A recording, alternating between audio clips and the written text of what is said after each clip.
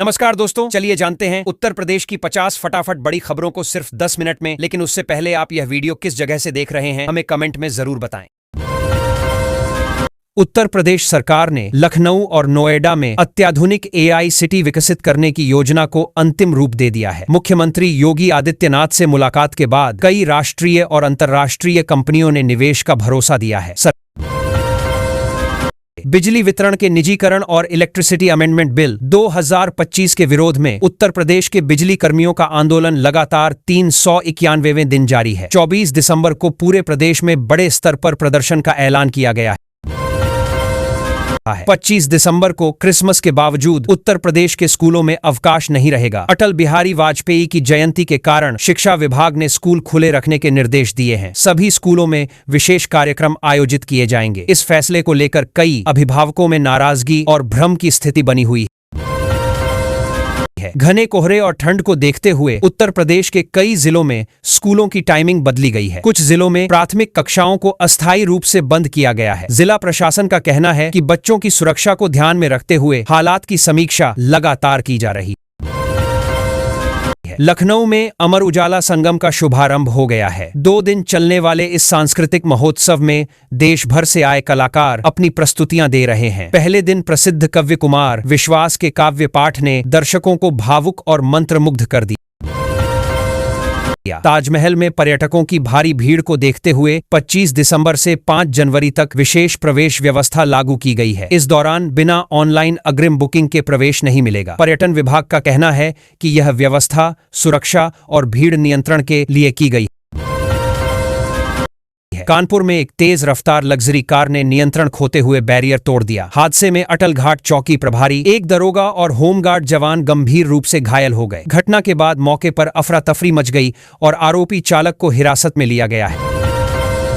प्रयागराज की अदालत ने 24 साल पुराने डकैती के मामले में बड़ा फैसला सुनाया है। सबूतों के अभाव में आरोपी को उम्र कैद की सजा से बरी कर दिया गया। लंबे समय से जेल में बंद आरोपी के परिवार ने न्याय मिलने पर राहत जताई। एक निजी स्कूल में कक्षा 2 के छात्र द्वारा कॉपी में हेल्प लिखने का मामला सामने आया है। जांच में खुलासा हुआ कि बच्चे को मानसिक रूप से प्रताड़ित किया जा रहा था। शिक्षा विभाग की जांच के बाद 4 लोगों के खिलाफ रिपोर्ट दर्ज की गई है। दुष्कर्म पीड़िता ने कुलदीप सिंह सेंगर की संभावित रिहाई को लेकर कड़ा विरोध जताया है। पीड़िता ने चेतावनी दी है कि यदि सेंगर जेल से बाहर आया तो वह इंडिया गेट पर धरना देगी। इस बयान के बाद राजनीतिक और सामाजिक हलकों में हलचल तेज हो गई। गौतम बुद्ध नगर की अदालत ने अखलाक हत्याकांड में सरकार द्वारा चार्ज वापस लेने की याचिका को खारिज कर दिया है। कोर्ट के फैसले के बाद अब 14 आरोपियों पर मुकदमा चलेगा। पीड़ित पक्ष ने इसे न्याय की दिशा में अहम कदम बताया है। लखनऊ में सोने और चांदी की कीमतों में तेज उछाल दर्ज किया गया है। 24 कैरेट सोना 38,990 रुपये प्रति 10 ग्राम तक पहुंच गया है। वहीं चांदी की कीमत में लगभग 4,000 रुपये की बढ़ोतरी देखी गई है, जिससे बाजार में हलचल। पुलिस की बड़ी लापरवाही से 11 साल पहले एक निर्दोष युवक को जेल भेज दिया गया था। अब अदालत के आदेश पर पीड़ित को मुआवजा दिया गया है। इस मामले में तत्कालीन दरोगा की भूमिका पर सवाल उठे हैं और जांच की मांग तेज हो गई है। बदायूं जिले में पुलिस और बदमाशों के बीच मुठभेड़ हुई है। इस दौरान 3 इनामी बदमाश घायल होकर गिरफ्तार किए गए। मुठभेड़ में एक पुलिसकर्मी भी घायल हुआ है। पुलिस के अनुसार आरोपी लंबे समय से गंभीर अपराधों में शामिल थे। मौसम विभाग के अनुसार यूपी में पछुआ हवाओं के कारण अगले 2 दिनों तक कड़ाके की ठंड और घना कोहरा बना रहेगा। न्यूनतम तापमान में और गिरावट की संभावना है। खासकर बुजुर्गों, बच्चों और बीमार लोगों को ठंड से बचाव के लिए सतर्क रहने की चेतावनी दी गई। पूर्व मंत्री अशोक कटारिया ने विपक्ष पर तीखा हमला करते हुए कहा कि उन्हें आरएसएस पर टिप्पणी करने में कोई शर्म नहीं आती। उनके इस बयान से राजनीतिक विवाद खड़ा हो गया है और विपक्ष ने भी पलटवार शुरू कर दिया है। कानपुर के ग्रामीण इलाके में भेड़िए के हमले से दहशत फैल गई है।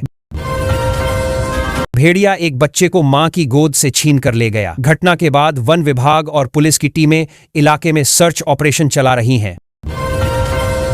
वाराणसी में एक सनसनीखेज हत्या का खुलासा हुआ है। आरोपी पति ने पहचान छिपाने के लिए पत्नी की हत्या कर दी थी। पुलिस ने महिला के शरीर पर बने टैटू के जरिए उसकी पहचान की और आरोपी को गिरफ्तार कर लिया। नोएडा में सड़क पर चलती BMW कार में अचानक आग लग गई। आग लगते ही ड्राइवर ने कूदकर अपनी जान बचाई। कुछ ही मिनटों में कार पूरी तरह जल गई। दमकल विभाग ने मौके पर पहुंचकर आग पर काबू पाया। गाजियाबाद में हिट एंड रन की दर्दनाक घटना सामने आई है। एक व्यक्ति की मौके पर मौत हो गई। बेटे की मौत की खबर सुनते ही उसकी मां को दिल का दौरा पड़ा। आरोपी चालक फरार है। पुलिस उसकी तलाश कर रही है। उत्तर प्रदेश के कई जिलों में घने कोहरे के कारण आम जनजीवन प्रभावित हो गया है। ट्रेनें और बसें देरी से चल रही हैं। प्रशासन ने लोगों से अपील की है कि अनावश्यक यात्रा से बचें और वाहन चलाते समय सावधानी बरतें। उत्तर प्रदेश में ठंड ने अपना असर दिखाना शुरू कर दिया है। करीब 20 जिलों में घना कोहरा और कोल्ड डे का अलर्ट जारी किया गया है। कई इलाकों में दृश्यता बेहद कम हो गई है, जिससे सड़क और रेल यातायात प्रभावित हुआ है। प्रशासन ने लोगों को सावधानी बरतने की सलाह दी है। योगी सरकार ने बड़ा फैसला लिया है कि अब सरकारी योजनाओं में जो प्लॉट और फ्लैट खाली पड़े हैं उन्हें सस्ते दामों पर दिया जाएगा। इससे मध्यम और गरीब वर्ग को काफी राहत मिलेगी। सरकार का कहना है कि इससे आवास योजनाओं की रफ्तार भी बढ़ेगी और लोगों को अपने घर का सपना पूरा करने का मौका मिलेगा। यूपी सरकार ने आंगनबाड़ी केंद्रों के लिए नई पोषण योजना को मंजूरी दी है। अब बच्चों और गर्भवती महिलाओं को रेसिपी के आधार पर पुष्टाहार मिलेगा। 7 अलग अलग कैटेगरी बनाई गई हैं ताकि उम्र और जरूरत के हिसाब से सही पोषण दिया जा सके। कुपोषण कम करने में मदद मिलेगी। योगी कैबिनेट ने वाराणसी में 75 एकड़ में वस्त्र और परिधान पार्क बनाने का फैसला किया है। सरकार का मानना है कि इससे स्थानीय लोगों को रोजगार मिलेगा और टेक्सटाइल सेक्टर को बढ़ावा मिलेगा। खासकर पूर्वांचल के युवाओं के लिए यह एक बड़ा मौका माना जा रहा है। लखनऊ के पीजीआई में क्वाटनरी सेंटर के लिए सरकार ने 120 करोड़ रुपए मंजूर किए हैं। इससे गंभीर बीमारियों के इलाज की सुविधाएं और बेहतर होंगी। अब मरीजों को बड़े इलाज के लिए बाहर नहीं जाना पड़ेगा और अत्याधुनिक इलाज यहीं मिल सकेगा। कस्तूरबा गांधी बालिका विद्यालयों में पढ़ाई का तरीका बदला जा रहा है। अब विज्ञान और गणित को लर्निंग बाय डूइंग के जरिए पढ़ाया जाएगा। मतलब बच्चों को सिर्फ किताबें नहीं रटाई जाएंगी, बल्कि प्रयोग और गतिविधियों के जरिए समझाया जाएगा। अब यूपी बोर्ड परीक्षाओं में केवल छात्रों की ही नहीं बल्कि परीक्षकों की पहचान भी पूरी तरह सुरक्षित रहेगी। इसके लिए नई व्यवस्था लागू की जा रही है ताकि पेपर जांच में पारदर्शिता बनी रहे और किसी तरह की गड़बड़ी न हो। यूपी पुलिस भर्ती 2025 के लिए आवेदन प्रक्रिया शुरू हो गई है। सब इंस्पेक्टर और सहायक सब इंस्पेक्टर के पदों पर भर्ती की जाएगी। युवा लंबे समय से इसका इंतजार कर रहे थे। सरकार का कहना है कि भर्ती प्रक्रिया पूरी तरह पारदर्शी रखी जाएगी। अग्निवीर रैली में वाराणसी परिक्षेत्र के करीब 2900 अभ्यर्थियों ने सफलता हासिल की है। चयनित युवाओं में काफी उत्साह है। परिवार वालों का कहना है कि मेहनत रंग लाई और अब देश सेवा का सपना पूरा होने जा रहा है। योगी सरकार ने मदरसा शिक्षकों से जुड़ा पुराना विधेयक रद्द कर दिया है। यह विधेयक अखिलेश सरकार के समय पास हुआ था। सरकार का कहना है कि नई शिक्षा नीति के हिसाब से फैसले लिए जा रहे हैं। भारत रत्न चौधरी चरण सिंह की जयंती पर उन्हें याद करते हुए लोगों ने कहा कि वे किसानों की सच्ची आवाज थे। उन्होंने हमेशा गांव, किसान और खेती के हित में काम किया। आज भी उनकी नीतियों की चर्चा होती है। यूपी के कई जिलों में भीषण ठंड और कोहरे की वजह से कक्षा 5 तक के स्कूलों में छुट्टी कर दी गई है। हालांकि शिक्षकों को स्कूल बुलाया जा रहा है। प्रशासन का कहना है कि बच्चों की सेहत को देखते हुए यह फैसला लिया गया है। मिर्जापुर और सोनभद्र के बाद अब एक और जिले में स्कूलों की छुट्टी घोषित की गई है। डीएम ने आदेश जारी कर कक्षा 5 तक के स्कूल बंद रखने को कहा है। ठंड और कोहरे से बच्चों को बचाने के लिए यह कदम उठाया गया है। प्रदेश के कई जिलों में आज भी स्कूल बंद हैं और कुछ जगहों पर स्कूल का समय बदला गया है। प्रशासन ने साफ कहा है कि हालात सामान्य होने तक बच्चों की सुरक्षा को प्राथमिकता दी जाएगी। यूपी में मौसम ने लोगों की मुश्किलें बढ़ा दी हैं। नोएडा से लखनऊ तक ठंड, कोहरा और शीतलहर का असर जारी है। मौसम विभाग का कहना है कि अभी राहत मिलने में कुछ दिन लग सकते हैं। यूपी और बिहार के 29 जिलों में मौसम को लेकर अलर्ट जारी किया गया है। कोहरा, ठंडी हवाएं और गलन बनी रहेगी। लोगों को सुबह और रात के समय खास सावधानी बरतने की सलाह दी गई है। पूर्वांचल के इलाकों खासकर वाराणसी में घना कोहरा और तेज गलन देखी जा रही है। तापमान 8 डिग्री के आसपास पहुंच गया है। लोग अलाव का सहारा ले रहे हैं और सड़कों पर आवाजाही भी प्रभावित हो रही है। योगी सरकार आज विधानसभा में अनुपूरक बजट पेश करेगी। इस बजट से कई अहम विकास परियोजनाओं को गति मिलने की उम्मीद है। इसमें बुनियादी ढांचा, शिक्षा, स्वास्थ्य और रोजगार से जुड़ी योजनाओं के लिए अतिरिक्त धन का प्रावधान किया जा सकता है। है। सरकार का फोकस अधूरी योजनाओं को तेजी से पूरा करने पर रहेगा। डायलिसिस सुविधा की कमी से मरीजों को भारी परेशानी का सामना करना पड़ रहा है। अस्पतालों में करीब 80 मरीज वेटिंग में हैं। समय पर इलाज न मिलने से मरीजों और उनके परिजनों की चिंता बढ़ गई है। स्वास्थ्य विभाग से जल्द व्यवस्था सुधारने की मांग की जा रही है। एक मजदूर की मौत के बाद परिजनों ने शव को 10 घंटे तक दरवाजे पर रखकर विरोध प्रदर्शन किया। परिजनों का आरोप है कि लापरवाही के कारण मौत हुई। घटना की सूचना मिलने पर पुलिस मौके पर पहुंची और जांच का आश्वासन देकर लोगों को शांत कराया। कार्रवाई की मांग को लेकर स्कूली बच्चों ने ठोरी मोड़ पर सड़क जाम कर दिया। करीब 5 घंटे तक धरना चलता रहा, जिससे यातायात बाधित हुआ। बच्चों और अभिभावकों का आरोप है कि संबंधित मामले में प्रशासन कोई ठोस कदम नहीं उठा रहा, इसलिए वे मजबूर होकर प्रदर्शन कर रहे हैं। अलीगढ़ में एक युवक को कुत्ते ने काट लिया, जिसके 14 घंटे बाद ही रेबीज के लक्षण दिखने लगे। युवक की हालत बिगड़ने पर उसने परिजनों पर हमला करने की कोशिश की। समय पर इलाज न मिलने को लेकर स्वास्थ्य व्यवस्था पर गंभीर सवाल उठ रहे हैं। लव मैरिज करने वाले पति पत्नी की बाथरूम में संदिग्ध हालत में लाश मिली। शुरुआती जांच में गैस गीजर से दम घुटने की आशंका जताई जा रही है। पुलिस ने शवों को पोस्टमार्टम के लिए भेज दिया है और मामले की गहराई से जांच की जा रही है।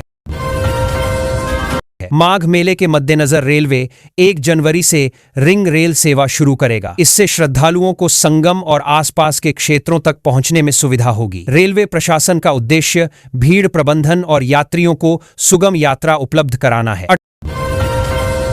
अटल आवासीय विद्यालयों में पढ़ने वाले छात्रों को अब रोबोटिक्स और आर्टिफिशियल इंटेलिजेंस की शिक्षा दी जाएगी। राज्य सरकार डिजिटल स्किल्स को बढ़ावा देने के लिए आधुनिक लैब और प्रशिक्षित शिक्षकों की व्यवस्था कर रही है। इसका उद्देश्य छात्रों को भविष्य की तकनीक के लिए तैयार करना और रोजगार योग्य बनाना है।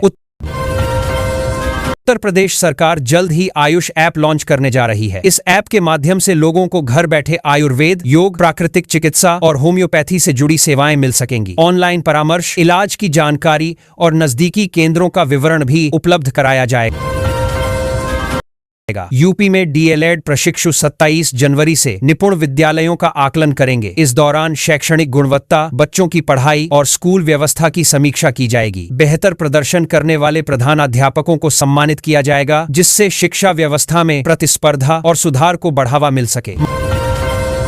महाराजगंज जिले में स्कूलों की लापरवाही से 2.25 लाख बच्चों की अपार आईडी अटक गई है। बेसिक शिक्षा अधिकारी ने सभी संबंधित विद्यालयों को अल्टीमेटम जारी किया है। समय पर डाटा अपडेट न करने वाले स्कूलों पर कार्रवाई की चेतावनी दी गई है। यूपी की एक विधानसभा सीट पर सबसे ज्यादा वोट कटने के मामले को लेकर मुख्यमंत्री योगी आदित्यनाथ ने एसआईआर के आंकड़ों के साथ चेतावनी दी है। उन्होंने अधिकारियों को निष्पक्ष और पारदर्शी प्रक्रिया अपनाने के निर्देश दिए। सीएम ने कहा कि लोकतंत्र की मजबूती के लिए हर वोट की अहमियत है। लखनऊ में प्रधानमंत्री के प्रस्तावित कार्यक्रम को लेकर प्रशासन पूरी तरह अलर्ट है। करीब 430 बसों से 21,000 लाभार्थियों को कार्यक्रम स्थल तक पहुंचाया जाएगा। सुरक्षा, ट्रैफिक और व्यवस्थाओं को लेकर अधिकारियों को विशेष निर्देश दिए गए हैं, ताकि कार्यक्रम शांतिपूर्ण ढंग से संपन्न हो। यूपी पुलिस की एक अनोखी पहल सोशल मीडिया पर चर्चा में है। पुलिस ने एक डकैत के चर्चित डायलॉग का इस्तेमाल कर रीलबाजों को कानून का पाठ पढ़ाया। इस क्रिएटिव वीडियो के जरिए युवाओं को अपराध से दूर रहने और कानून का सम्मान करने का संदेश दिया गया। जीरामजी कानून को लेकर केंद्रीय मंत्री शिवराज सिंह चौहान ने उत्तर प्रदेश के उप मुख्यमंत्री केशव प्रसाद मौर्य से चर्चा की। बैठक में कानून के प्रभाव, किसानों और ग्रामीण क्षेत्रों पर पड़ने वाले असर को लेकर विचार विमर्श हुआ। जल्द ही इस पर आगे की रणनीति तय की जा सकती है। प्रदेश में मौसम ने लोगों की मुश्किलें बढ़ा दी हैं। घना कोहरा, शीतलहर और कुछ राज्यों में बारिश की चेतावनी जारी की गई है। मौसम विभाग के अनुसार आने वाले दिनों में ठंड और बढ़ेगी। कई शहरों में दृश्यता बेहद कम रहने से यातायात प्रभावित हो सकता है। यूपी में पिछले कई दिनों से धुंध और शीतलहर का प्रकोप जारी है। ठंडी हवाओं के चलते लोग कंपकंपाने को मजबूर हैं। मौसम विभाग ने अगले 10 दिनों तक राहत न मिलने की संभावना जताई है। बुजुर्गों और बच्चों को विशेष सावधानी बरतने की सलाह दी गई है। एक सरकारी स्कूल में 1000 छात्रों के नामांकन का दावा किया गया, लेकिन निरीक्षण के दौरान केवल 50 बच्चे ही उपस्थित मिले। इस मामले ने शिक्षा विभाग की कार्यप्रणाली पर सवाल खड़े कर दिए हैं। अधिकारियों ने जांच के आदेश दिए हैं और दोषियों पर कार्रवाई की बात कही है।